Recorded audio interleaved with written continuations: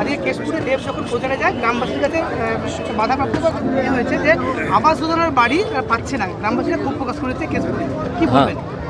না, এটা তো দেয় না। আবাস যোজনার বাড়ি যখন তাদের জন্য স্যাংশন করে তখন আগেই একটা ঘোষণা করে দেয় যে আমাদেরকে মানে তৃণমূলের ওই তোলাবাসদের আবাস যোজনার বাড়ির যে টাকা পাবে তার থেকে আগেই 30, 40, 50 হাজার টাকা দিয়ে দিতে হবে, তবে ওই টাকাটা ব্যাংকে ঢুকবে।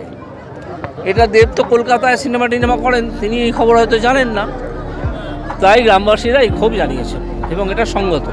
এই ঘটনা ঘটে। রেখাপাত্র প্রচার করতে গিয়ে বাধাপ্রাপ্ত হয়েছে তৃণমূলের কাছে, হ্যাঁ, এটা কি চোখে দেখছেন আপনি? না, রেখাপাত্র যদি প্রচার করতে যান, রেখাপাত্র তো আমাদের সন্দেশখালী আন্দোলনের মুখ, তো ওরা তো চায় না সন্দেশখালী আসুক প্রকাশ্যে, সন্দেশখালীর যিনি মুখ তিনি প্রকাশ্যে আসুন এবং ভোট চান, সেই জন্য বাধা দিয়েছে। ওরা যে মার্কা মারা গুন্ডা বদমাইশ তৃণমূল,